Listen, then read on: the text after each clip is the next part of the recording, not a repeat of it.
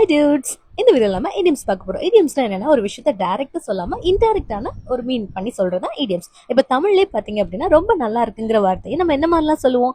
அடிப்பொலி, வேற லெவல், செம்ம கலக்கல், செம்மையா இருக்கு, தவிடா இருக்கு, இந்த மாதிரிலாம் நம்ம சொல்லுவோம் இல்லைங்களா?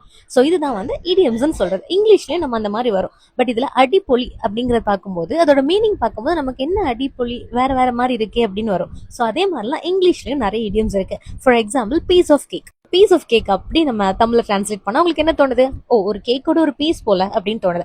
பட் அதோட ஐடியம் பாத்தீங்கன்னா ரொம்ப ஈஸியான ஒர்க், அதாவது ரொம்ப எளிதான வேலை அப்படின்னு சொல்லி பிரேக் லெக் அப்படின்னு ஒரு ஐடியம். ஸோ இதுக்கு மீனிங் வந்து பாத்தீங்கன்னா ஆல் த பெஸ்ட் சொல்லுவோம் இல்லையா? அதுக்கு அந்த இடத்துல நம்ம இதில் யூஸ் பண்ணுவோம். All the best, good luck சொல்றதுக்கு பதிலாக இதை யூஸ் பண்ணுவோம். பட் அதை அப்படியே டிரான்ஸ்லேட் பண்ணும்போது எப்படி இருக்கு? பிரேக் லெக், என்ன காலை உடைக்கணுமா அப்படிங்கிற மாதிரி இருக்கு. ஸோ இதுதான் வந்து பாத்தீங்கன்னா இடியம்ஸ். ஸோ பிக் டீல் அப்படின்னு ஒன்று இருக்கு, முக்கியமான விஷயம், ரொம்ப இம்பார்ட்டன்டான விஷயம். ஒன்ஸ் இன் ப்ளூ மூன் அப்படின்னு ஒன்று இருக்கு, ரொம்ப ரேரா நடக்கிற ஒரு விஷயம். ஓகேங்களா? ஸோ இதெல்லாம் தான் நம்ம வந்து என்ன பண்றது, இடியம். அதாவது ஒரு ஒரு சென்டென்ஸ் இருக்கும், அதை அப்படின்னு டைரக்டாவே அந்த சென்டென்ஸாவே எடுத்துக்க மாட்டோம். ஸோ அதுக்கு வந்து ஒரு மறைமுகமா இன்னொரு மீனிங் இருக்கும். நம்ம தமிழ்ல இந்த மாதிரி நிறைய சொல்லுவோம். இதெல்லாம் பெரிய ராக்கெட் சயின்ஸா, எனக்கு இதெல்லாம் ரஸ்க் சாப்பிடுற மாதிரி அப்படிங்களா? ஓகேங்களா? ஸோ தேங்க்யூ ஃபார் வாட்சிங் this video. Please follow this channel for more video.